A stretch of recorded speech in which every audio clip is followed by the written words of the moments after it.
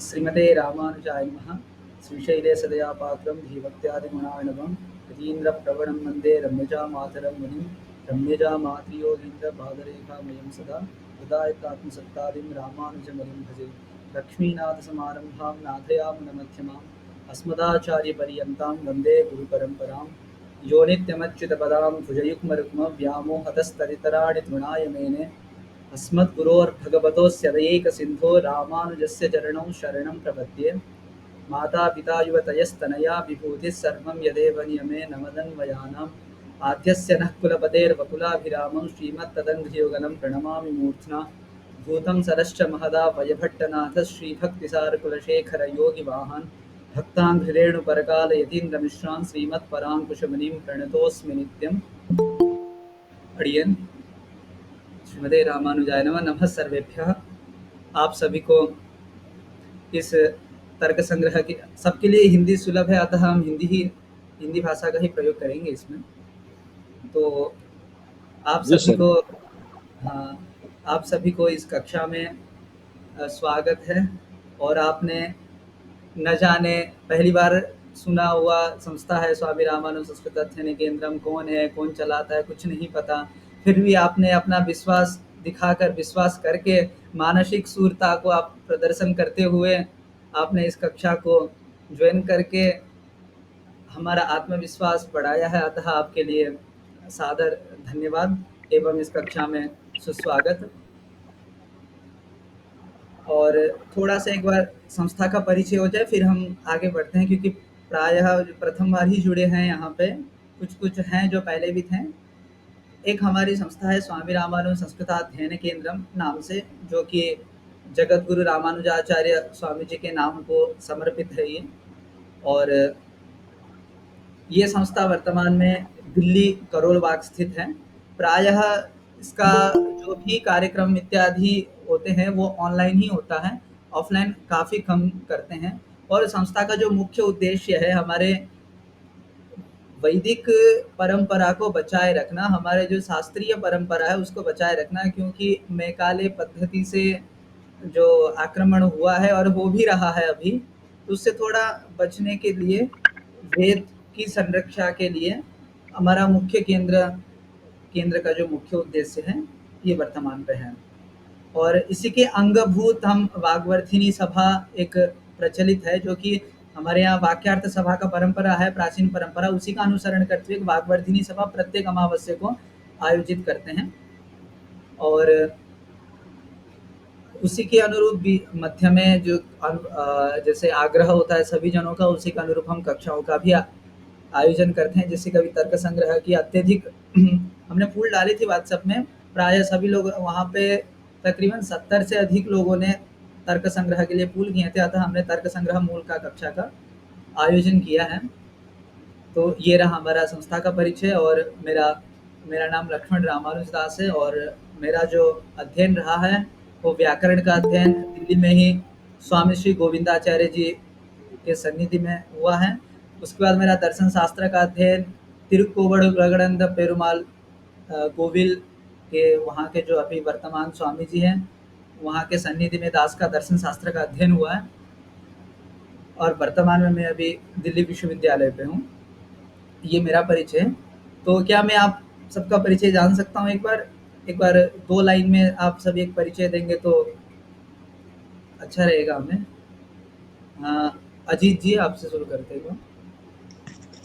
जी नमो नमः। मेरा नाम अजीत त्रिपाठी है। हम बनारस में संपूर्णानंद संस्कृत विश्वविद्यालय शास्त्री द्वितीय वर्ष के छात्र हैं। जी धन्यवाद। अभी सरोजा जी।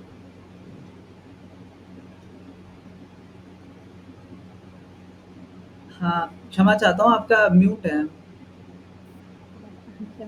मम नाम सरोजा। अहं बेङ्गलूरुनगरे वसामि, पद्मनाभनगरे। प्रणाम।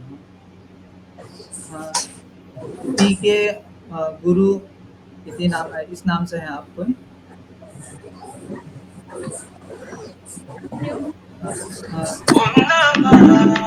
प्रणाम सर, मैं पवन कुमार पुरोहित राजस्थान से हूँ। अभी मैं अध्यापक पद पर कार्यरत हूँ मैं। और मेरे को दर्शन शास्त्र और तर्कशास्त्र में बहुत रुचि है, इसके कारण से मैं आपसे जुड़ा हूँ। और मैं आपसे अपेक्षा करूंगा कि मैं आपसे कुछ सीख पाऊँ। जी, प्रणाम। और अरुणा जी? हाँ हाँ, मुझे जी। वो जी गुरुजी, मैं हैदराबाद से हूँ। मैंने अपने इंडियन बैंक से सीनियर मैनेजर के पोस्ट से रिटायरमेंट लिया है और अभी घर में ही हूँ फिलहाल। तो जी, पढ़ने में रुचि होने के कारण मुझे तर्क संग्रह का विषय बहुत पसंद आया, इसलिए मैंने ये क्लासेस ज्वाइन किए। जी, प्रणाम। आप शायद पहले भी कक्षा ले चुकी हैं हमारे केंद्र हाँ, से? शिक्षा शिक्षा ली थी, 2 जी, कक्षाएं अटेंड कर चुकी हूँ मैं। तो जी, इस बार आपने तर्क संग्रह रखा तो मुझे आपका मतलब पढ़ाने का तरीका बहुत अच्छा लगा, इसीलिए फिर मैंने ये कल ज्वाइन किया ये क्लास। जी, प्रणाम। हाँ, रंगराजन जी? रियन रामानुजदासन। हमारा नाम रंगराजन है और हम बैंगलोर से हैं। तो बस शास्त्र में रुचि है, थोड़ा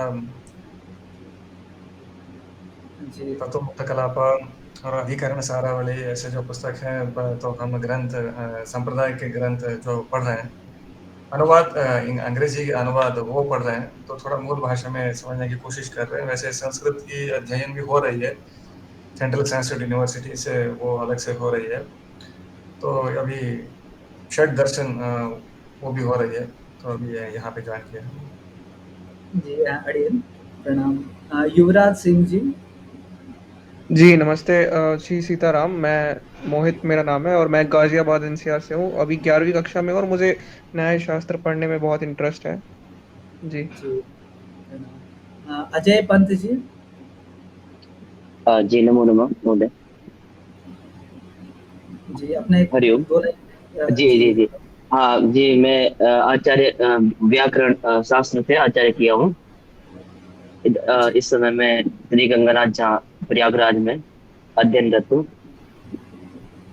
जी, प्रणाम। आगे श्रीनिवासन जी? श्रीमते रामानुजाय श्रीमती माधव श्रीनिवास रामानुजाय गवर्नर नंबर और न्याय शास्त्र पढ़ने की रुचि हुई, क्योंकि उससे बहुत के आगे ग्रंथ पढ़ने की किया। जी, प्रणाम। गणेश जी? जी नमो नमः। मैं गणेश सैनी, मूलतः राजस्थान से, वर्तमान में दिल्ली से हूँ। संस्कृत टीजीटी यहाँ पे सर्वकारी सेवा में हूँ। तो मेरी इच्छा है कि मैं भी मूल ग्रंथों को पढूं, जानूं, सीखूं और आगे उनका ज्ञान प्रसार करूं। जी, प्रणाम। आगे ज्योदीप महतो जी? प्रणाम सर। मेरा नाम जयदीप है। मैं पंडिचेरी विश्वविद्यालय में पढ़ाई करता हूँ यहाँ, और यहाँ मैं रहता हूँ। तो मेरा इसमें इंटरेस्ट है जानने का, नए भाषा सीखने, तो इसलिए मैं इस क्लास में ज्वाइन कर रहा हूँ सर। प्रणाम सर। प्रणाम। आगे अंजलि जी? नमो नमः गुरुदेव। मेरा नाम अंजलि महत है और मैं हिमाचल प्रदेश की निवासी हूँ, और वर्तमान में श्री लाल बहादुर शास्त्री राष्ट्रीय संस्कृत विद्यापीठ में शास्त्री द्वितीय वर्ष की छात्रा हूँ। धन्यवाद। जी, प्रणाम। कौशलेंद्र जी?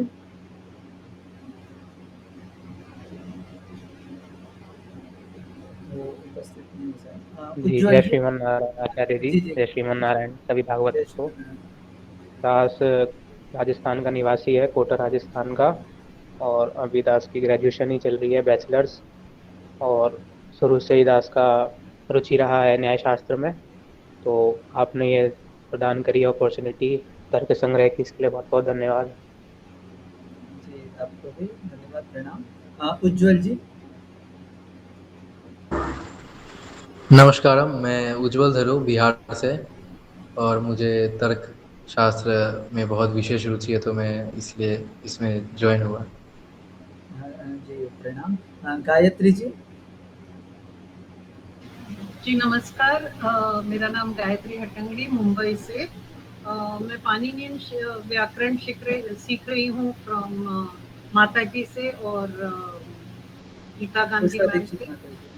हाँ जी, तो उन्होंने तर्कशास्त्र में स्टार्ट तो करा दिया था, फिर लेकिन जो पढ़ा रहे थे उनको फिर बाद में वापस जाना पड़ा, तो वो रह गया, इसलिए वहाँ से मुझे वो रुचि लगी थी कि कंटिन्यू करना है। शायद आपने पहले भी कक्षा ली है हमारे यहाँ?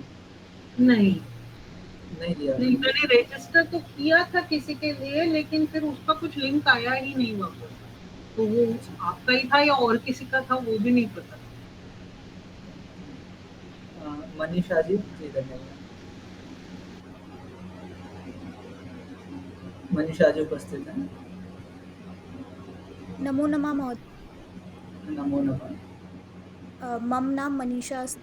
अहं देहलीनगरे वसामि एवम् अहम् इदानीं स्नातक करोमि, स्नातक द्वितीयवर्षस्य छात्रा। धन्यवादः, प्रणामाः। शीतल जी। आम्, नमो नमः सर्वेभ्यः। प्रथमम् अहं क्षमा याचयामि यद् अहं वीडियो मोड् कृते अत्र उपस्थिता नास्ति, यद् मम पुत्री सुप्ता अस्ति, एतदर्थं। मम नाम शीतल दिवाकर अस्ति। अहं पुण्यपतनेतः अस्ति, महाराष्ट्रतः। अहं संस्कृतविषयस्य शिक्षिका अस्मि, तथा अहम् एका जिज्ञासु छात्रा अपि अस्ति। धन्यवादः। शुभम जी।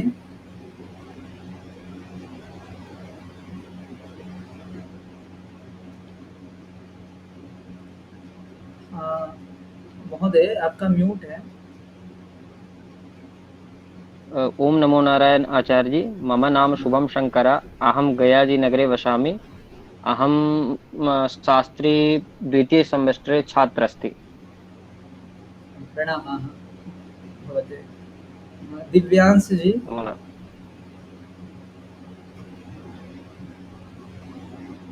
नमस्कार। मेरा नाम दिव्यांश है और मैंने अंग्रेजी में एमफिल किया है, लेकिन मेरा संस्कृत और संस्कृत शास्त्र में रुचि है, इसी कारण मैंने इस कक्षा को ज्वाइन किया। धन्यवाद जी। प्रणाम। और ज्योति जी दो हैं, एक का डीपी नहीं है, एक का डीपी है। ज्योति जी आप जो डीपी है वो बताएंगे। नमो नमः महोदय। मैं मुंबई से हूँ। मैं बीए द्वितीय वर्षीय छात्रा हूँ। मेरा मेजर सब्जेक्ट संस्कृत है। इससे पहले मैंने सीए से प्राकशास्त्री किया है, और मेरा एक सब्जेक्ट भी आने वाला है तर्क संग्रह करके, तो उसमें थोड़ा पहले से ही मेरा अध्ययन हो जाएगा, इस हेतु से मैंने एक कोर्स ज्वाइन किया। जी जी प्रणाम। दूसरे ज्योति जी। नमो नमः महोदय। मेरा नाम ज्योति कुमारी है। मैं बीए ऑनर्स संस्कृत ऑनर्स की छात्रा हूँ, 3rd ईयर में हूँ, और मेरा अभी सेमेस्टर में तर्क संग्रह जो है वो टॉपिक लगने वाला है, तो इसीलिए थोड़ा पढ़ने के लिए ज्वाइन किया। जी जी धन्यवाद, प्रणाम। तो अनुराम जी है, अभी लेफ्ट हो गया। हाँ बता रहा हूँ। हाँ, मेरा नाम अरुणांशु है और मैं कोलकाता वेस्ट बंगाल में रहता हूँ। और मैं एक्चुअली मतलब श्री वैष्णविज्म के बारे में और उनके ग्रंथ के बारे में जानना चाहता हूँ, और मैंने यही चाहता हूँ एक अच्छा श्री वैष्णव बनना। इसीलिए मैंने जब देखा मतलब कोई श्री वैष्णव कोर्स करवा रहे हैं, तो मैंने कुछ मतलब ज्वाइन हो गया। मतलब मैंने नोटिफिकेशन आया था मैंने। जी तो आप और आपसे मिला रहूँगा तो मेरा हेल्प भी होगा भविष्य में, मैं सोच सकता हूँ। जी जी प्रणाम। और शायद अब कोई बचे नहीं है। चलिए अब आगे बढ़ते हैं, और आप सभी को फिर से एक बार स्वागत है इस कार्यक्रम में, इस कक्षा में। और जैसे कि अभी परिचय से हमें एक चीज़ मालूम पड़ा कि यहाँ अक्सर लगभग प्रायः सभी ज्ञान के लिए ही आए हैं, क्योंकि हमारे भारत में 2 तरीके से पढ़ने की परंपरा बन चुकी है। एक परीक्षा के लिए, वहाँ केवल सटीक जानना है कि इतने पदार्थ हैं, इतने ये हैं, टिक लगा दिया, खत्म। और उसका मतलब क्या है नहीं जानना है, उसका क्या उपयोगिता है अपने जीवन में वो भी नहीं जानते। बस एक परीक्षा की दृष्टि से वो भी पढ़ाई होती है, और यूट्यूब में ऐसे कई सारे चैनल पड़े हुए हैं जो सिर्फ़ और परीक्षा उपयोगी दृष्टि से पढ़ाते हैं। और यहाँ अक्सर सब ज्ञान के दृष्टि से ही आए हैं, तो हमें हर एक चीज़ को समझते हुए आगे बढ़ना पड़ेगा। और जिसके लिए आप सबसे एक निवेदन है कि कॉपी पेन लेके रखिए, क्योंकि मैं जो बोलूँगा उसके लिए आपको नोट्स करना पड़ेगा, अथवा आपके पास टैब जहाँ टाइपिंग करके रख सकते हैं, जो भी सुविधा उपलब्ध है जैसा भी है आप रखिएगा। तो आगे चलते हैं कक्षा की ओर। सबके पास पीडीएफ उपलब्ध है जो मैंने कल भेजा था ग्रुप में। हाँ, मैंने क्लास ग्रुप में नहीं था इसलिए मेरे पास नहीं है। मैंने आपको मैसेज भी किया, आप थोड़ा भेज देंगे तो अच्छा होगा। जी, मतलब मैंने मैं हाँ आप मतलब कुछ एक कोई टाइम व्यक्ति जो पहले मैंने ग्रुप आपको में है रिसेंड कर दीजिए उस पीडीएफ को।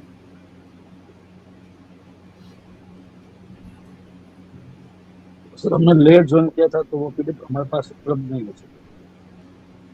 हाँ, आप ग्रुप में हैं? ग्रुप में तो हूँ सर।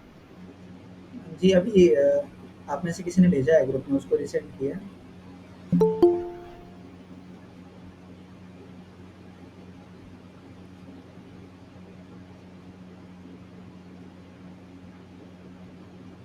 प्रारंभ करते हैं। चलिए तो हमें सबसे पहले ये चीज़ जानना होता है कि किसी भी कार्य में हम प्रवृत्त होते हैं। हम जैसे कि मूवी भी देखते हैं, तो प्रायः कोई ऐसा व्यक्ति नहीं होगा जो डायरेक्ट हम सिनेमा में जाके ही देखते हैं मूवी। मूवी देखने से पहले हम ट्रेलर देखते हैं। क्यों ट्रेलर देखते हैं? अच्छा, ये हमारे योग्य मूवी है या नहीं? ये हमारे लायक का है या नहीं? अथवा मुझे जो चीज़ चाहिए, मुझे जो मनोरंजक जो वस्तु है, क्या ये मूवी है कि नहीं मेरे मनोरंजक के लायक? अर्थात हमें किसी भी कार्य में प्रवृत्त होने से पहले हमें 2 चीज़ का अत्यावश्यक होता है उसके ज्ञान करने के लिए, जिसको हम कहते हैं कृति साध्यता ज्ञान और इष्ट साधनता ज्ञान। कृति साध्यता ज्ञान और इष्ट साधनता ज्ञान।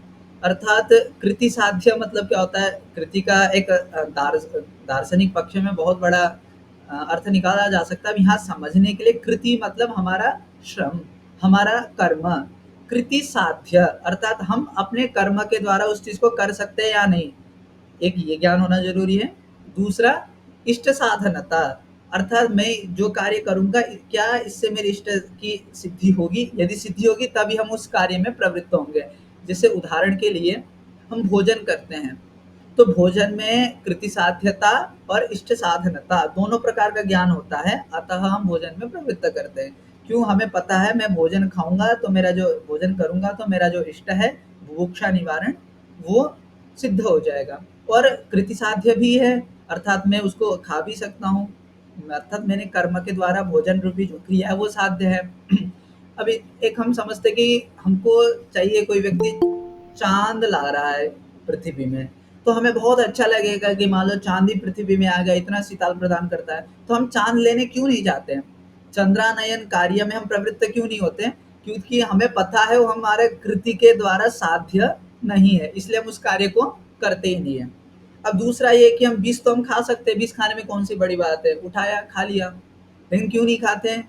क्यों? क्योंकि वो इष्ट साधन नहीं है। हमें पता है मैं विष खाऊँगा तो कुछ ना कुछ अनिष्ट ही होगा, मृत्यु रूपी अनिष्ट ही हमको प्राप्त होगा, अतः हम उस चीज़ में भी प्रवृत्त नहीं होते हैं। तो हम किसी भी कार्य में प्रवृत्त होते हैं तो सबसे पहले कृति साध्य और इष्ट साधनता 2 प्रकार का ज्ञान होना आवश्यक है, तभी उस प्रकार के हम कार्य में प्रवृत्त होते हैं।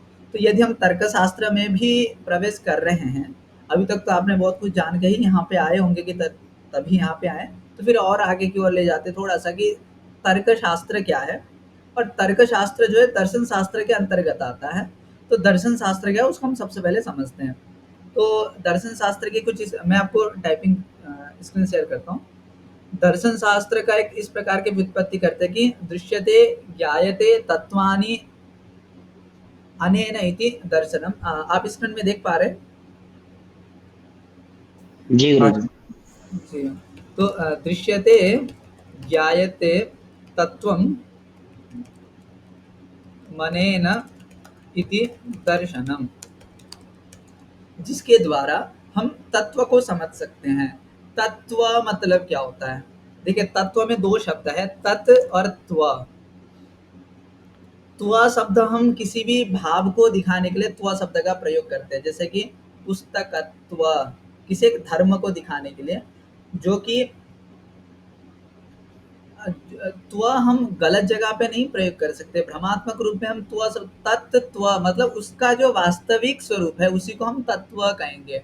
अर्थात ये पुस्तक तो है, लेकिन इसका जो अंतिम वास्तविक स्वरूप है वो क्या है? पृथ्वी है, तो हम इसको क्या कहते हैं? पृथ्वी तत्व। इस प्रकार से व्यवहार करते हैं। तो तत्व मतलब उसका जो वास्तविक स्वरूप है। और दर्शन का जो मुख्य उद्देश्य होता है, आप ये याद रखिए, दर्शन का जो उद्देश्य होता है वो होता है मोक्ष। कोई भी दर्शन शास्त्र हो, मुझे जो पाश्चात्य दर्शन है उसमें क्या है उतना ज्ञान नहीं है, लेकिन हमारे भारतीय दर्शन में कोई भी दर्शन शास्त्र का उद्देश्य क्या होता है? मोक्ष। किसी भी, चाहे सांख्य चाहे योग, अभी हम पढ़ेंगे ये सारी चीज क्या है।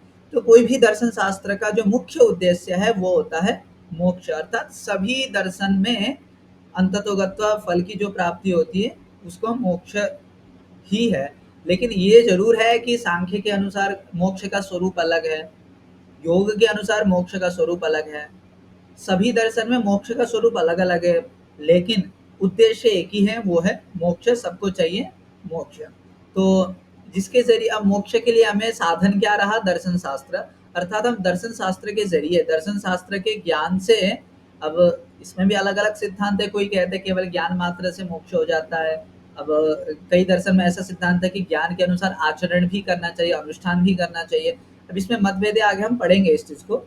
लेकिन सामान्य ये है कि मोक्ष के लिए एक साधन के रूप में दिखाया जा रहा है, वो है दर्शन शास्त्र, जिसका उद्देश्य है मोक्ष की प्राप्ति करना। यहाँ तक स्पष्ट है। और आप सबसे एक निवेदन है कि यदि आपको कोई प्रश्न है तो डायरेक्ट अनम्यूट मत करिएगा, एक बार हैंड शो करिएगा। उसके बाद यदि कोई विषयांतर का प्रश्न है तो वो लास्ट के जो 5 मिनट हैं आप वहाँ पे पूछ सकते हैं। यदि जहाँ पे जिस पंक्ति में नहीं समझ में आया आप तुरंत वहीं पूछिएगा, क्योंकि अगर पाठ आगे बढ़ते गया फिर आपका प्रश्न भी खत्म हो जाएगा और वो ताज़ा जो अवस्था रहती है वो भी चला जाता है। तो इसलिए अब नहीं समझ में आए तो मेरा जहाँ वाक्य पूर्ण हो, ऐसा नहीं कि वाक्य के बीच में आप पूछ दीजिए, जहाँ वाक्य पूर्ण हो तो आप वहाँ पूछ सकते हैं। ठीक है, तो इसका जो उद्देश्य है वो है मोक्ष।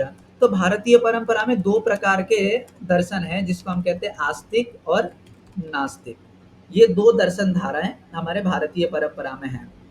अब आस्तिक और नास्तिक एक लौकिक व्यवहार में भी प्रयोग होता है और एक दार्शनिक परिप्रेक्ष्य में भी आस्तिक नास्तिक शब्द का प्रयोग किया जाता है। लेकिन लोक में जिसको हम आस्तिक नास्तिक कहते हैं और दर्शन शास्त्र में जिसको आस्तिक नास्तिक कहते हैं, दोनों में जमी आसमां का फर्क है। लोक में आस्तिक मतलब हम किसको समझते हैं? कोई बता सकते हैं आप में से? जो भगवान में विश्वास रखते हैं उनको आस्तिक बोलते हैं। जी, जो भगवान में, जो ईश्वर में विश्वास रखते हैं वो आस्तिक हैं, और जो ईश्वर में विश्वास नहीं रखते हैं वो नास्तिक हैं। लेकिन दर्शन, वेदों की प्रामाणिकता जी, ये दार्शनिक परिप्रेक्ष्य में ये है।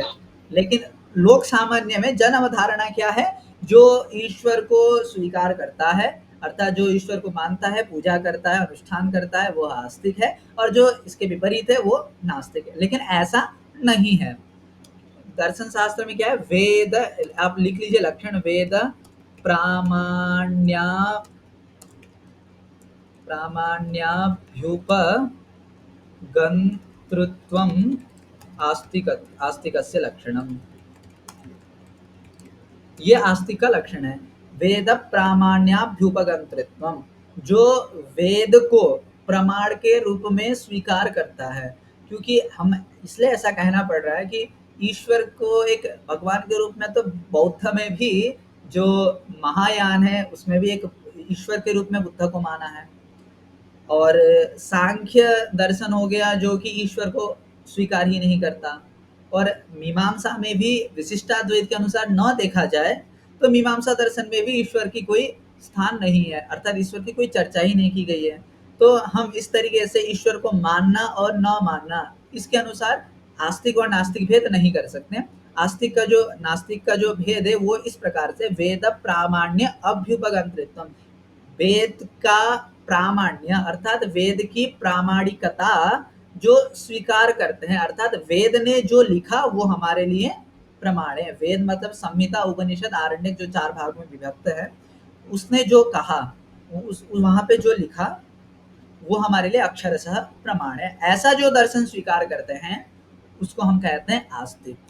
और अब यहाँ पर स्वीकर्तृत्व हम ऐसा भी कह सकते थे जो सरल है, लेकिन कुछ दर्शन शास्त्र के वोकैबुलरी है, शब्दावली है, आप शुरू से ही उसी चीज को पढ़ते रहेंगे तो बाद में जाके आपको आसान हो जाएगा। अगर मैं इसको स्वीकर्तृत्व ऐसा ही लिखा दूं, अर्थ का कोई गलत नहीं होगा, लेकिन आपको शब्दावली नहीं आएगी दर्शन शास्त्र की। अतः नहीं तो अभ्युपगंतृत्व मतलब, अभ्युपगंता मतलब होता है स्वीकार करने वाला। अब ठीक इसी का ही उल्टा कर दीजिए, वेदा प्रामाण्याभ्युपगंतृत्वम नास्तिकत्वम, ये किसका हो जाएगा? नास्तिक का लक्षण हो जाएगा। ठीक है, इसमें फर्क क्या है दोनों में? एक वेद प्रामाण्य है और एक वेदा प्रामाण्य है। अर्थात वेद जिनके लिए प्रमाण नहीं है, अर्थात वेद में जो लिखा है हम उसको प्रमाण के रूप में स्वीकार नहीं करते हैं। जैसे कि जैन, बौद्ध और चार्वाक के तीनों दर्शन एक तर्क के आधार पे ही सब कुछ सिद्ध करना चाहते हैं। खैर जैन दर्शन में भी शब्द प्रमाण को एक, तो उनके यहाँ भी कहा गया है कि गुरु का जो ग्रंथ है, गुरु का जो वाक्य है उसमें विश्वास करना, लेकिन वो वेद को नहीं मानते हैं। अब उसमें भी क्यों नहीं मानते हैं, अभी चर्चा करेंगे उस विषय में आगे। तो आपको यहाँ तक स्पष्ट हो गया आस्तिक और नास्तिक जो भेद हैं दर्शन शास्त्र के, भारतीय दर्शन शास्त्र के, वो आपको स्पष्ट हो गया, या हम फिर आगे बढ़ते हैं? जी कहिए। जी आपने जो डेफिनेशन दिया है ना उसको थोड़ा मेरे को मतलब समझ में आ गया क्या डेफिनेशन है, मतलब उसका अर्थ क्या है, लेकिन आपने जो लिखे है उसका थोड़ा समझा दीजिए, मतलब इसका। वेद प्रामाण्य, देखिए प्रामाण्य और प्रमाणत्व दोनों एक ही बात होता है। प्रामाण्य और प्रमाणत्व है ना। वेद का प्रमाणत्व जो स्वीकार करते हैं, वेद का प्रमाणत्व स्वीकार मतलब वेदः प्रमाणम अस्ति, ऐसा जिसकी विचारधारा हो उसको हम कहते हैं आस्तिक। जैसे आस्तिक और नास्तिक पद है ना, अस्ति ऐसा जिसकी विचारधारा हो उसे हम कहते हैं आस्तिक। नास्ति किम नास्ति, वेदः प्रमाणम नास्ति, वेद प्रमाण नहीं है, ऐसा जो स्वीकार करते हैं वो नास्तिक। अब शब्दावली में आते वेद प्रामाण्य अभ्युपगंतृत्व, 3 पद है, वेद प्रामाण्य अभ्युपगंतृत्व। वेदस्य प्रामाण्यम वेद प्रामाण्यम, वेद का प्रमाणत्व, अभ्युपगंतृत्व ऐसा स्वीकार करने वाला, वो क्या हो गया? आस्तिकस्य लक्षणम, वो आस्तिक का लक्षण हो गया। और वेद अप्रामाण्य, यहाँ पे संस्कृत में संधि हो जाती है तो इसका जो ऐसा स्वरूप होता है और रहता है यहाँ पे।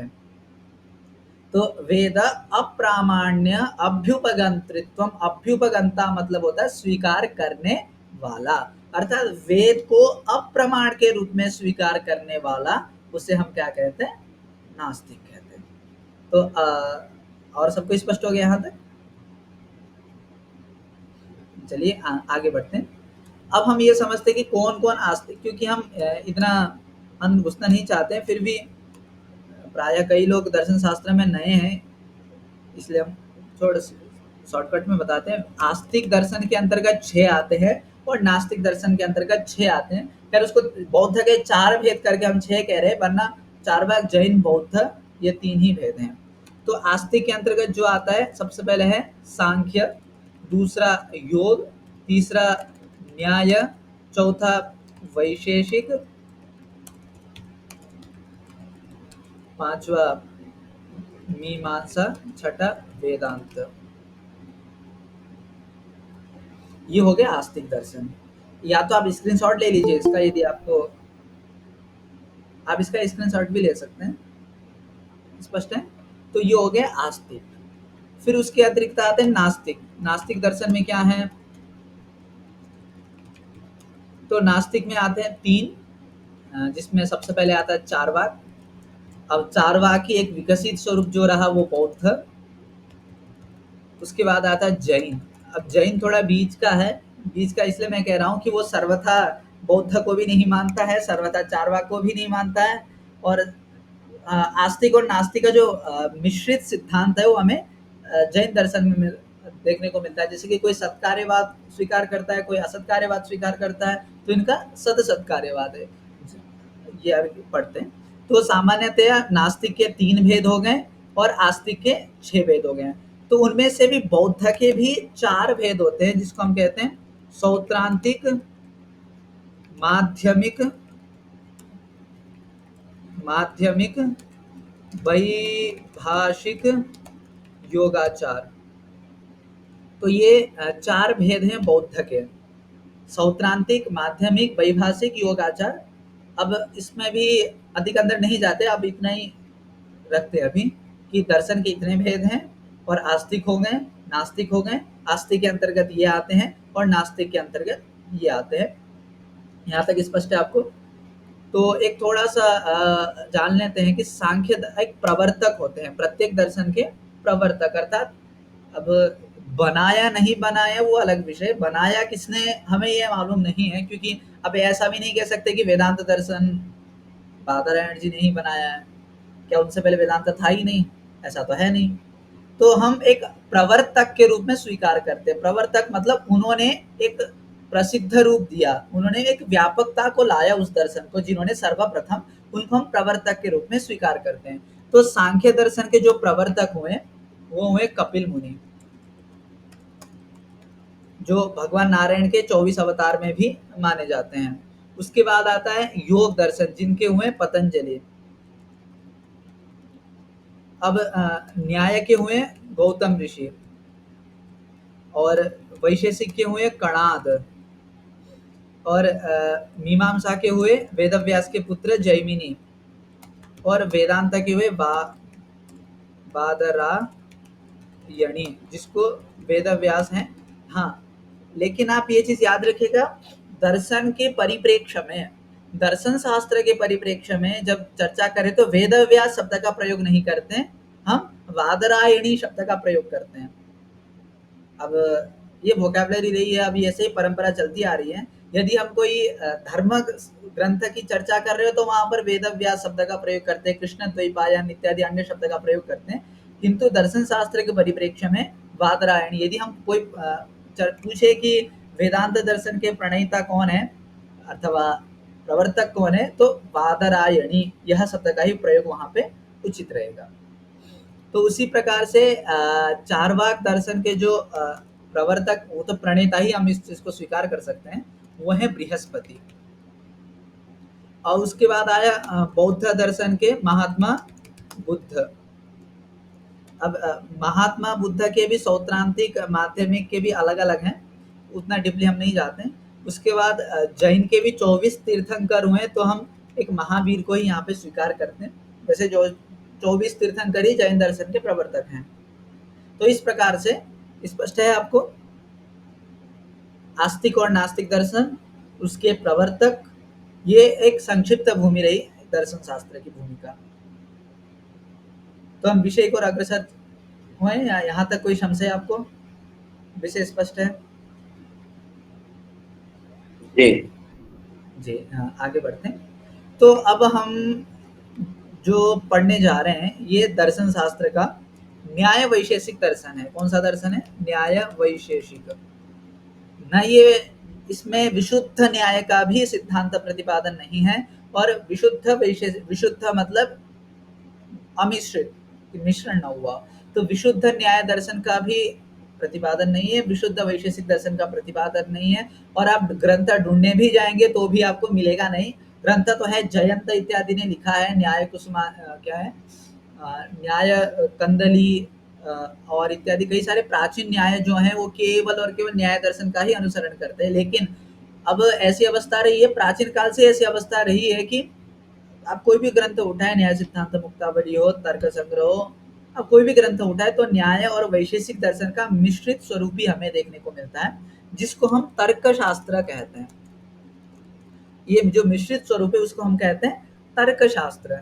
ये इसलिए करना पड़ा कि न्याय दर्शन भी एक दृष्टि से अपूर्ण है और वैशेषिक दर्शन भी एक दृष्टि से अपूर्ण है। अर्थात न्याय दर्शन में केवल प्रमाण की ही अधिक चर्चा की गई है, प्रमेय पे उतना जोर नहीं दिया गया। और वैशेषिक दर्शन में प्रमाण पे कोई भी उतना चिंतन नहीं किया गया, क्योंकि वैशेषिक दर्शन में 2 ही प्रमाण स्वीकार करते हैं, तो उतना प्रमाण पे चिंतन नहीं किया, वह प्रमेय का विस्तृत चिंतन है।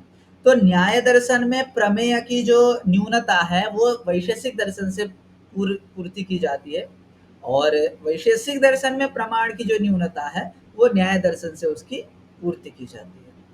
तो ये भी आपको स्पष्ट हो गया। तो उसी तर्कशास्त्र का अनुसरण करते हुए उसी परंपरा में एक अच्छे विद्वान हुए जिनका नाम है अन्नम भट्ट, जो कि एक दक्षिण भारत के निवासी थे, और वो केवल न्याय दर्शन के ही विद्वान नहीं थे, वो एक वैयाकरण भी थे, और उन्होंने व्याकरण पे अष्टाध्यायी मिताक्षरी ऐसा कुछ नाम करके उनका व्याकरण पे भी ग्रंथ है, और वो वैसे अद्वैती हैं।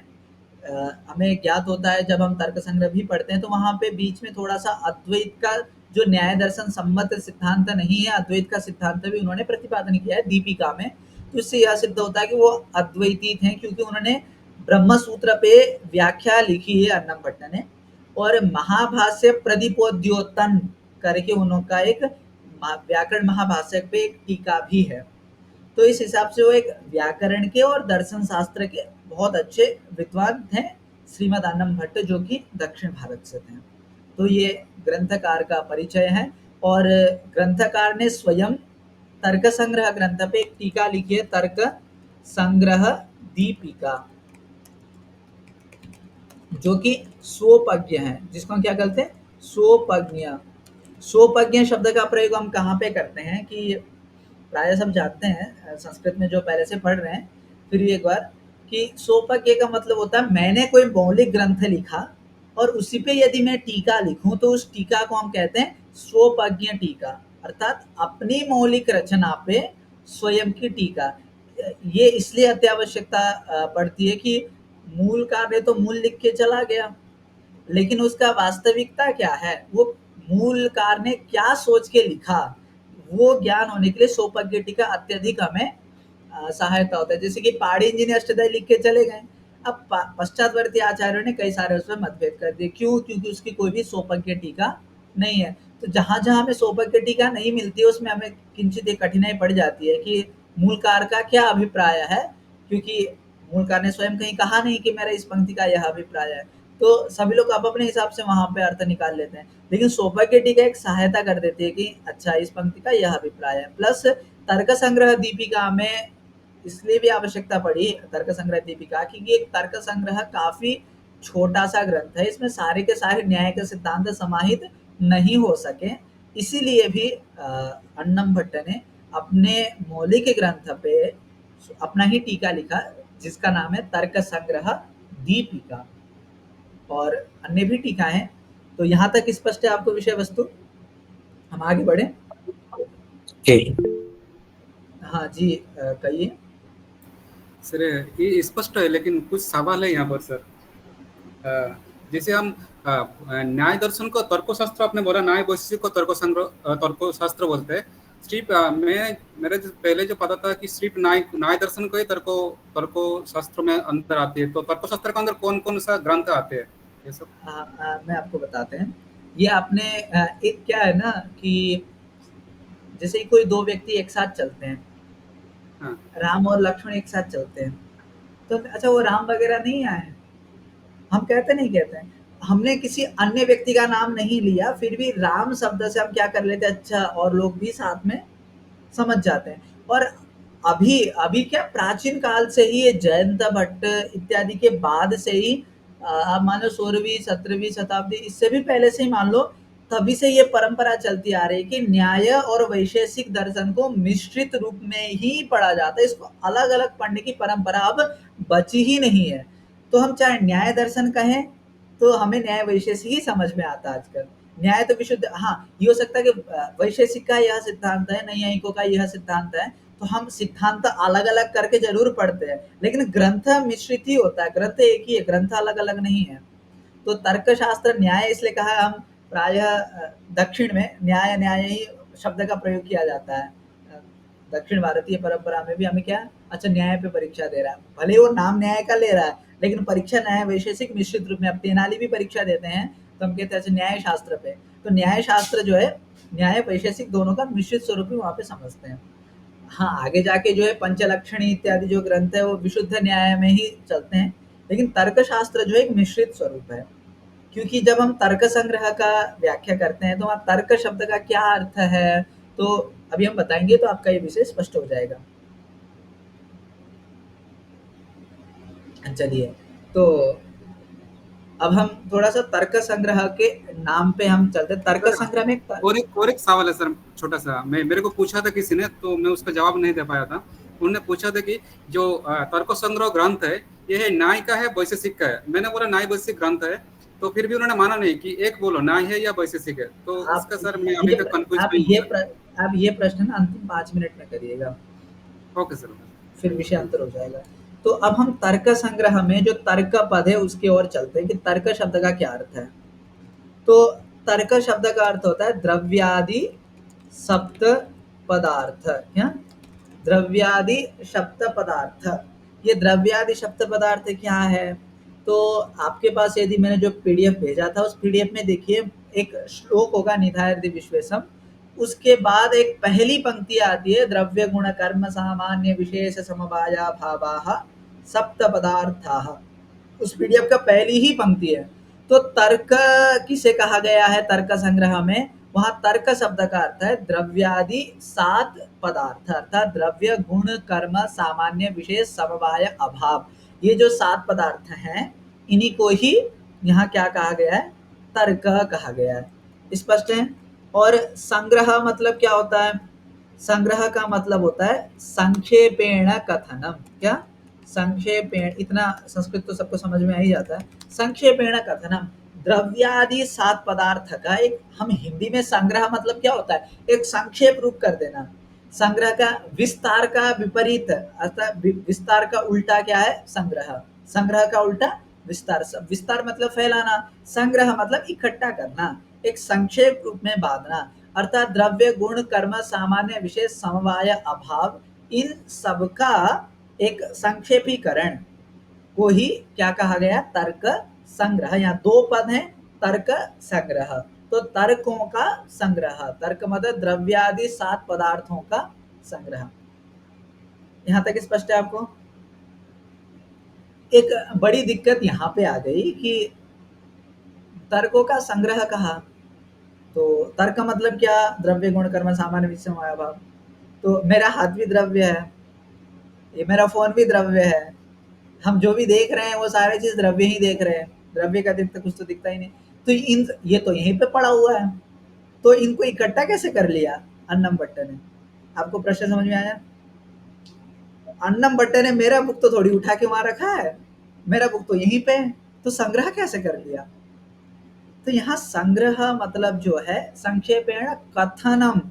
यहाँ पे संग्रह मतलब हाथ से उठा के नहीं लाना, एक ज्ञान स्वरूप में संग्रह किया गया है। अब ये भी समझना जरूरी है, यहाँ पे ज्ञान स्वरूप संग्रह कहा गया, कथन कहा गया है, न कि पदार्थ को ही उठा के लाया गया। अब इसमें हम सप्त पदार्थ में सप्त क्यों कहा, उसमें इसका और विस्तृत चिंतन करेंगे इस विषय का।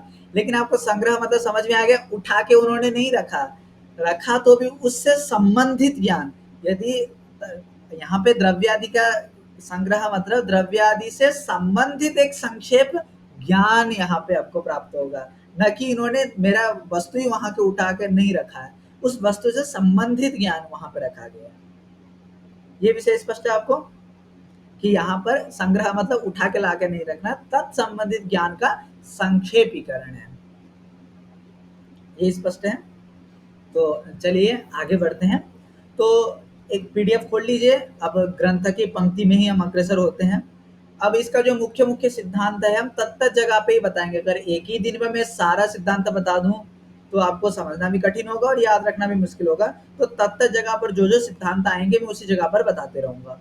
तो अब ग्रंथ प्रारंभ करते हैं। आप पीडीएफ उद्घाटन कर लीजिए। उसमें पहला श्लोक है, निधाय हृदि विश्वेशम विधाय गुरुवंदनम बालानां सुखबोधाय क्रियते तर्क संग्रह। मिल गया आपको सारे श्लोक? हाँ, एक निवेदन है आपसे, आप बहुत छोटा-सा ग्रंथ है ये। यदि आप इसका आवृत्ति करना भी चाहें, रिवीजन करना भी चाहें, अर्थात देखिए मूल पाठ भी करना चाहें, तो आपको 20 से 30 मिनट, अधिक भी टाइम नहीं लगेगा। 20 से 30 मिनट के अंदर में आप आराम से इसका, शुरू में तो आपको भले ही टाइम लग सकता है, लेकिन आप 20 से 30 मिनट के अंतर्गत आप इसका आवृत्ति कर सकते हैं। तो एक निवेदन है, आप प्रतिदिन इसका आवृत्ति करिए अभी से। आप नहीं भी पढ़े हैं तब भी आवृत्ति करिए, क्योंकि एक उक्ति है हमारे यहाँ, आवृत्ति सर्वशास्त्राणाम बोधादपि गरीयसी। आप लिख लीजिए, मैं लिखा देता हूँ। भले ही हमें उस ग्रंथ का ज्ञान हो ना हो, लेकिन आवृत्ति महान उपकारक होता है। आवृत्ति हमें अत्यधिक फलदायी होता है। हो सकता है कि अभी हमें ना समझ में आए, लेकिन कालांतर में जरूर वो फलदायी होता है। तो एक सुभाषित है, आवृत्ति ही सर्वशास्त्राणाम बोधादपि गरीयसी। तो एक ये है कि आवृत्ति सर्वशास्त्राणाम बोधादपि गरीयसी। आवृत्ति जो है, सभी शास्त्रों को ज्ञान ना भी हो तभी आवृत्ति एक बहुत बड़ी अहम भूमिका निभाती है, क्योंकि ज्ञान तो एक समय के हिसाब से आता है। क्योंकि अभी कल बताएंगे इस विषय, फिर एक दिन अधिक हो जाएगा। एक है कि शनैः कंथा शनैः पंथा शनैः पर्वतलंघनम शनैर्विद्या शनैर्वित्तम पंचैतानि शनैः शनैः। एक संक्षेप में कहता हूँ, कपड़ा खैर आजकल तो मशीन आ गया है, पहले जमाने में हाथ से बूंदते थे, उसमें काफी टाइम लग जाता था, तो अचानक से कपड़ा नहीं बन जाता था। एक क्रमशः पूर्यते घटः, हम कहते हैं कि बूंद जलबिंदु निपातेन क्रमशः पूर्यते घटः। एक बूंद गिरने से ही घड़ा भरता है। इसका मतलब ये नहीं कि अंतिम बूंद से घड़ा भरा, ऐसे भी हम नहीं कह सकते। तो उसी प्रकार से बहुत मेहनत करने के, बारीकी से जब मेहनत करते तब जाके कपड़ा बनता है। तो शनैः कंथा शनैः पंथा, अब तो आजकल पिच रोड हो जाता है, लेकिन पहले जमाने में क्या होता था कि आज एक व्यक्ति चला उस रास्ते से, कल चला, परसों चला, चलते अब उस रास्ते में ना वो दुर्वा वगैरह उगना ही बंद हो जाता है। फिर वो एक मार्ग जैसा दिखने लग जाता है, तो धीरे धीरे वो क्या बन जाता है, मार्ग बन जाता है। तो शनैः कंथा शनैः पंथा शनैः पर्वत लंघनम। कोई व्यक्ति चाहे कि मुझे पहाड़ लांघना है, तो दशरथ माँ जी का कहानी हमें पता ही है, तो डायरेक्ट नहीं लांघ सकता, उसको भी धीरे धीरे जाना होता है। शनैर्विद्या, विद्या भी कुछ इसी प्रकार की है, वो एक साथ नहीं आ जाता है। भले हमें शब्द रूप में आ जाए, लेकिन उसका एक वास्तविकता समझने में हमें समय लगता है। और शनैर्वित्तम, पैसा भी कभी एक साथ नहीं आता है, धीरे धीरे करके पैसा इकट्ठा होता है। तो ये जो 5 चीजें हमें शनैः ही प्राप्त होता है, और ये शनैः आया हुआ ही हमारे लिए उपकारी होता है। यदि एक साथ अचानक पैसा आ गया तो वो एक साथ चला भी जाता है।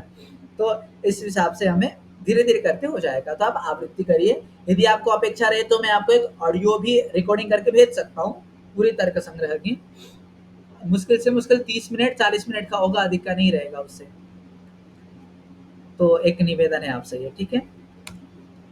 अब इससे अतिरिक्त सबसे पहले निधाय हृदि विश्वेशम विधाय गुरुवंदनम बालानाम सुखबोधाय क्रियते तर्क संग्रह। यदि आप में से कोई व्यक्ति संस्कृत पहले से पढ़ते आ रहे तो उनको मंगलाचरण के विषय में पता होगा, लेकिन आप में से कोई अन्य जन भी है जिन्होंने मंगलाचरण के विषय में नहीं भी जाना होगा। तो एक बता रहा हूँ, मंगलाचरण एक भारतीय परंपरा रही है, भारतीय आस्तिक परंपरा रही। नास्तिक में भी मंगलाचरण नहीं करते हैं। भारतीय एक आस्तिक परंपरा रही है कि हम कोई भी शुभ कार्य करते हैं तो उसके लिए मंगलाचरण करते हैं। अब क्यों करते हैं इसमें जरूर मतभेद है, लेकिन मंगलाचरण करते हैं इसमें कोई भी मतभेद नहीं है, जिसको हम सर्वतंत्र सिद्धांत कहते हैं। कुछ सिद्धांत ऐसे होता है कि जो किसी के भी विरोध में नहीं है। जैसे कि एक सत्य, कुछ इसमें चिंतन करते बाद में, ये भी आगे प्रमाण चिंतन में आएगा कि 4 प्रकार के सिद्धांत होते हैं, सर्वतंत्र, प्रतितंत्र इत्यादि। तो एक मंगलाचरण जो है, मंगलाचरण करना चाहिए, ये सभी आस्तिक दर्शन में स्वीकार किया गया है। चाहे सांख्य चाहे न्याय कोई भी हो, सभी लोग इस चीज को स्वीकार करते हैं कि मंगलाचरण करना चाहिए। क्यों करना चाहिए इसमें जरूर मतभेद है। तो एक कहते हैं कि समाप्ति कामो, ये वेद का वाक्य है, समाप्ति कामो मंगलमाचरेत। आप ये मत पूछिएगा कि किस वेद का है, क्योंकि जिस वेद का है अभी वर्तमान में यह वेद उपलब्ध नहीं है, बस उसका वेद का एक अंश मात्र उपलब्ध है, जो है समाप्ति कामो मंगलमाचरेत। यदि आप ग्रंथ की समाप्ति चाहते हैं, क्या यदि आप किसी भी कार्य की निर्विघ्नतया समाप्ति चाहते हैं, तो उसके लिए हमें क्या करना चाहिए, मंगलाचरण करना चाहिए। ये वेद की उक्ति है। लेकिन इसमें नव्य नैयायिकों का भी, कई अन्य लोगों का भी ऐसा मत है कि देखो, मंगलाचरण करने से समाप्ति नहीं होती है। समाप्ति तो प्रतिबाधी कारणवशात, क्या कहते हैं, प्रतिबाधी कारणवशात। अब मान लो मैं कोई काव्य लिखने बैठ गया, मैं कोई ग्रंथ लिखने बैठ गया, लेकिन मेरे अंदर ग्रंथ लिखने की क्षमता ही नहीं है। मैं 50 लोगों से मंगलाचरण कर दूं, दशावतार के मंगलाचरण कर दूं, क्या वो ग्रंथ समाप्त हो जाएगा? नहीं होगा। ग्रंथ समाप्त करने की प्रतिभा होनी चाहिए। अब किसी व्यक्ति के अंदर प्रतिभा तो भरपूर भरा है, लेकिन उसका जीवन आयु कल ही समाप्त होने वाला है, तब भी ग्रंथ नहीं लिख पाएगा।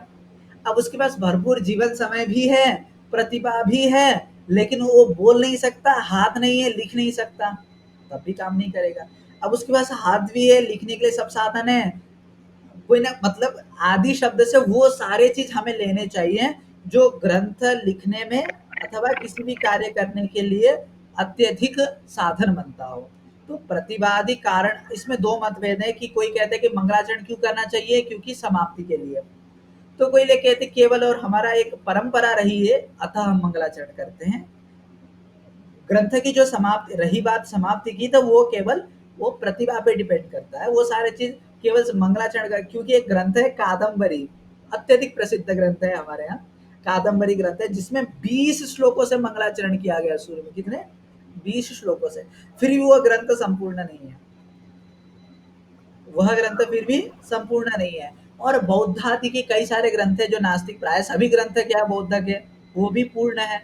इससे क्या स्पष्ट होता है कि मंगलाचरण करना न करना किसी भी ग्रंथ के समाप्ति के प्रति कारण नहीं बनता है। समाप्ति के प्रति कारण, इसमें दो अलग अलग मतभेद है, क्योंकि दर्शन शास्त्र है तो हमें यहाँ पे रटना कम और लोगों के मत को पढ़ना अधिक रहता है। तो यहाँ पे दो मत आपको दिख गए, समाप्ति कामो मंगलम आचरेत, और ये है। और एक सामान्यतः ये कि हमारा आस्तिक आचरण है इसलिए मंगलाचरण करते हैं, समाप्ति तो केवल प्रतिभा पे ही आधारित है। तो दो सिद्धांत है, समझ में आया? आप किसी भी सिद्धांतों को मान के आगे बढ़ सकते हैं, क्योंकि दोनों ही सिद्धांत हमारे लिए प्रणम्य है और स्वीकार्य है। आगे बढ़ते हैं। और यहाँ तक स्पष्ट है आपको मंगलाचरण के विषय में? इसके अतिरिक्त कोई मंगलाचरण के विषय में प्रश्न हो तो आप पूछ सकते हैं, या ना समझ में आया हो तो हम आगे बढ़ते हैं। अच्छा, जी जी कहिए। मैंने बोला आपने जो एक श्लोक बोला जो वेद में मिलता था, मतलब आपने क्या बोला, अभी उस वेद नहीं मिलता है क्या, उस श्लोक नहीं मिलता है? आपका मुझे स्पष्ट सुनाई नहीं दिया, आप क्या कहना चाह रहे हैं? मतलब वो जो श्लोक आपने बोला मंगलाचरण के बारे में, मतलब वो वेद में था, मतलब अभी उस वेद नहीं मिलता या वेद का उस श्लोक नहीं मिलता, कौन सा बात? हाँ, ये इस विषय में ना ये न्याय बोधिनी में हम चिंतन करेंगे, क्योंकि इसमें थोड़ा सा न्याय की प्रक्रिया लगाई गई है। अनुमानित बोलते हैं इसको। अनुमानित मतलब हमें साक्षात यही तो श्रवण नहीं होता है, लेकिन ऐसा अनुमानित है कि यही वाक्य रहा होगा। क्योंकि अब वेद तो 4 ही है, मतलब पहले तो और जगह नहीं था। अभी 4 है, अभी हमारे पास उपलब्ध इतने हैं। यदि हम महाभाष्य ग्रंथ उठा के देखते हैं तो वहां पे एक पंक्ति आती है कि सहस्र वर्तमान सामवेदः चतुर्विंशतिता बाहुवृच्यम, अर्थात और सामवेद के 1000 शाखाएं थे। कितनी? 1000। वर्तमान में कितना उपलब्ध है? एक स्पष्ट रूप से तो 3 अभी उपलब्ध हैं सामवेद के शाखा वर्तमान में। अब कहाँ गए वो सारे शाखा? उसमें कई अन्य मंत्र थे, वो सब लुप्त हो गए। ऋग्वेद के 24 शाखाएं थे, उसमें से वर्तमान में अभी एक ही शाखा संपूर्ण उपलब्ध है। दास ने भी ऋग्वेद का ही संपूर्ण अध्ययन किया है, तो उसमें ऋग्वेद का भी एक ही शाखा उपलब्ध है, शाकल शाखा। वास्कल के कुछ मंत्र उपलब्ध है, वो भी संपूर्ण अंश रूप में उपलब्ध नहीं है। तो कई सारे मंत्र के अंश ही विलुप्त होते जा रहे हैं, तो हमें कैसे पता कि कहाँ क्या लिखा गया है? वर्तमान में जो उपलब्ध है हम उसी पे तर्क करते आ रहे हैं। तो न्याय दर्शन के अनुसार यहाँ कुछ आचार्य इसका अनुमान लगाते हैं कि ऐसा वाक्यांश रहा होगा। अब इस विषय में हम इतना चर्चा नहीं करेंगे, क्योंकि ये तर्क संग्रह की दीपिका का प्रश्न है। ये आप जो पूछ रहे हैं, ये प्रश्न जायज है, ये प्रश्न पूछा भी गया है दीपिका में। इस प्रश्न आप संतुष्ट हैं उत्तर से? हाँ, ठीक है, कोई बात नहीं। तो मंगलाचरण के विषय में अभी श्लोक के व्याख्या हम कल से प्रारंभ करते हैं। तो एक मंगलाचरण ग्रंथ के आदि में, मध्य में और अंत में किया जाता है। तो एक मंगलादीनि, मंगल मध्यानि, ये वैयाकरण का मत है। अभी तक मैंने जो कहा था ऊपर, मंगलाचरण क्यों करना चाहिए, वो दार्शनिक परिप्रेक्ष्य में ऐसा पढ़ाया जाता है। लेकिन वैयाकरण लोग क्या स्वीकार करते हैं, तो एक व्याकरण की पंक्ति है व्याकरण महाभाष्य की वृद्धिरादयित सूत्र में, तो वहां एक पंक्ति आती है मंगलादीनि मंगल मध्यानि मंगलांतानि च शास्त्राणि प्रथन्ते वीर पुरुषाणि भवन्ति आयुष्मत् पुरुषाणि च आयुष्मत् पुरुषाणि भवन्ति। एक स्क्रीनशॉट ले लीजिए आप इसका। अध्येतारश्च वृद्धि युक्ता स्युः, कुछ इस प्रकार की पंक्ति है, हो सकता है कि एक दो अक्षर आगे पीछे हो गए हो। वृद्धि युक्ता यथा स्युः, ये पंक्ति है महाभाष्य की, ये व्याकरण महाभाष्य की पंक्ति। वो कहता है कि पतंजलि जी, अब कौन से पतंजलि जिन्होंने योग दर्शन लिखा वही पतंजलि क्या, और हमारे विशिष्टाद्वैत में तो ये भी प्रचलन है कि वही पतंजलि हैं जो महाभाष्य लिखने वाले और योग दर्शन लिखने वाले, और उन्हीं का ही शेषावतार के रूप में रामानंद स्वामी जी आए। ये भी, अब इसमें कई सारी किंवदंती, इस पे हम नहीं चलेंगे। जिन्होंने महाभाष्य लिखा पतंजलि जी, उनका यह कथन है कि अर्थात वैयाकरणों का ये कथन है, इसमें कोई ऐसा है ही नहीं कि मंगल, ये झंझट ही हटा दिया वैयाकरणों ने। हम यहाँ क्या समाप्ति काम करें या प्रतिभा के कारण, वो झंझट है, बोलो वो झंझट ही हटा दो। क्या मंगलादीनि मंगलमध्यानि मंगलांतानि च शास्त्राणि, जिस शास्त्र के आदि में, जिस शास्त्र के मध्य में, यदि शास्त्र बृहत है तो मध्य में ही मंगलाचरण करते हैं, यदि लघु है तो नहीं करते। जैसे कि तर्क संग्रह जो है काफी छोटा ग्रंथ है, तो इसमें मध्य मंगलाचरण नहीं देखने को मिलता है। तो जिस शास्त्र के आदि में, मध्य में अथवा अंत में मंगलाचरण किए गए हो, वो शास्त्र वीर पुरुष वाला होता है। अर्थात उस शास्त्र के जो प्रणेता है, यहाँ शास्त्र शब्द से विशाल शास्त्र नहीं, ग्रंथ को लिया जा सकता है। तो उस ग्रंथ के जो रचयिता हैं वो वीर पुरुष वाले होते हैं और आयुष्मान पुरुष वाले होते हैं, तथा उसका जो अध्ययन करते हैं वो भी वृद्धि युक्त होते हैं, अर्थात एक वृद्धि से, कल्याण से युक्त होते हैं। इस प्रकार से कहा गया कि चलो वो झंझट ही हटा दिया, समाप्ति हो ना हो कुछ नहीं, ये है कि हमारे लिए कल्याणकारी होगा और उस ग्रंथ की महत्ता बढ़ जाएगी मंगलाचरण से। ये कौन कह रहे हैं? पतंजलि जी, पतंजलि जो भाष्यकार पतंजलि है।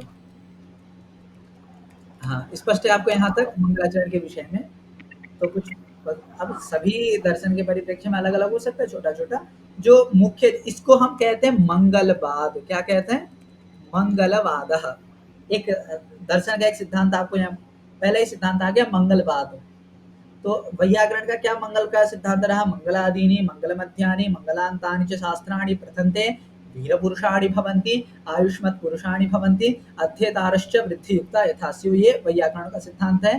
दार्शनिकों का क्या सिद्धांत है? समाप्ति कामो मंगलमाचरेत् इत्यादि मंगलाचरण का, मंगल से संबंधित यह सिद्धांत है जिसको हम मंगलवाद नाम से कहते हैं।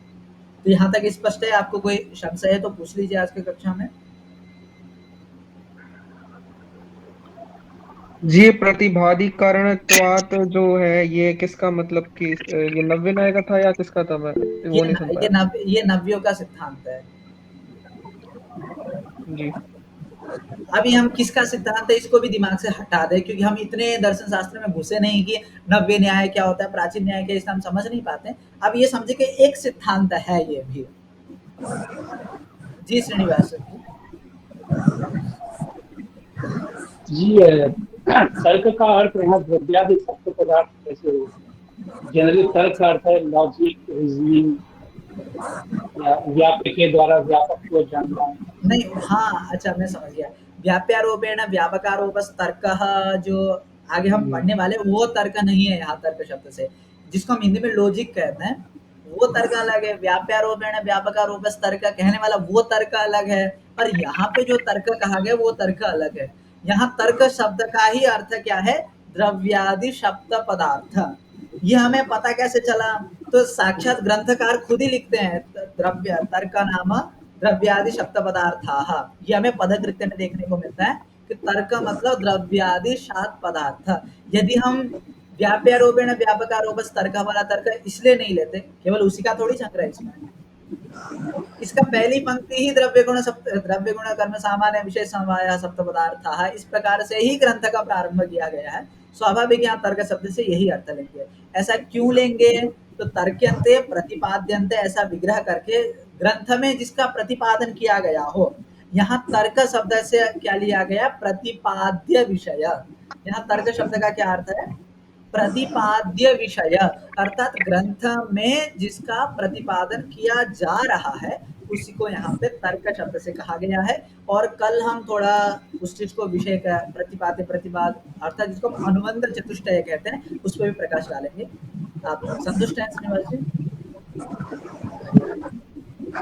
आपको अन्य किसी का संशय?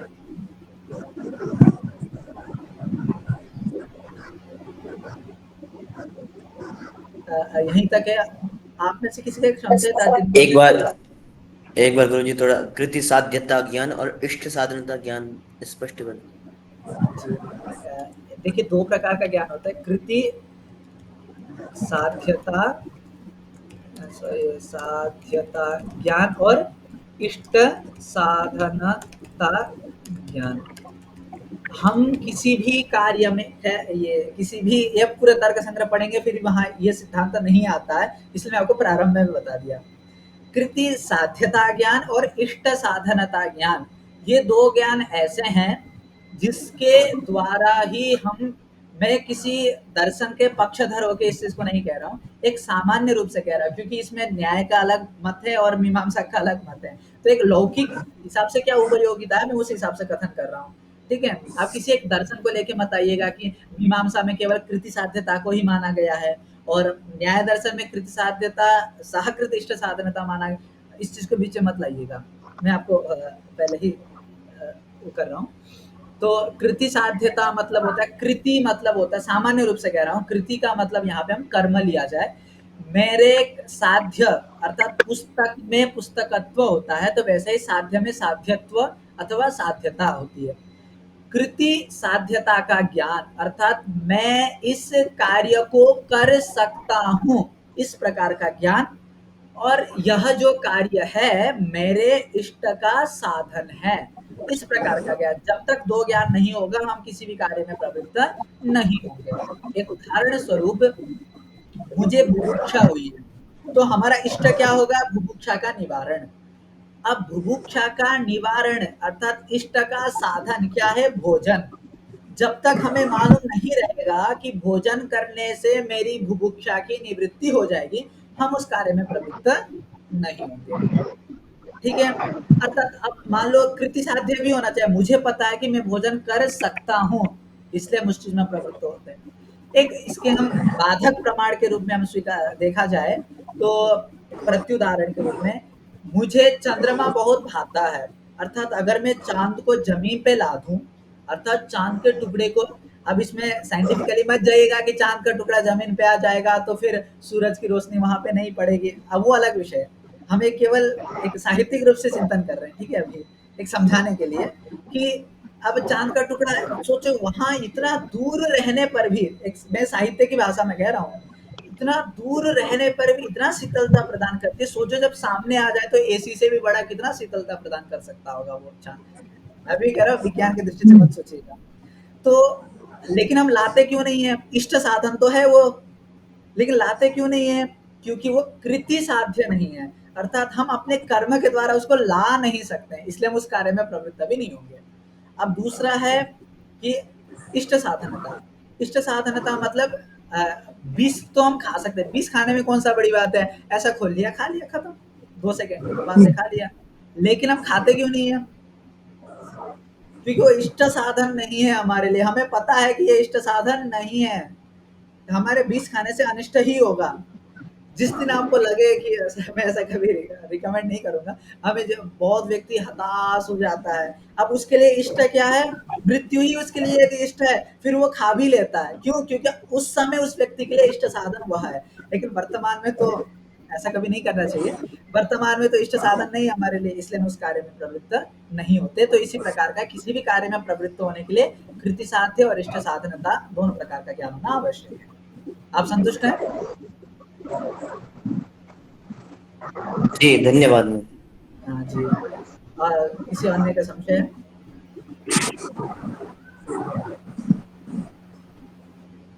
अच्छा, हाँ, आपसे मैं एक फीडबैक लेना चाह रहा हूँ। क्या आपको हमारी कक्षा अथवा जो मेरी शैली है, जो भाषा है, आपको समझ में आ रहा है?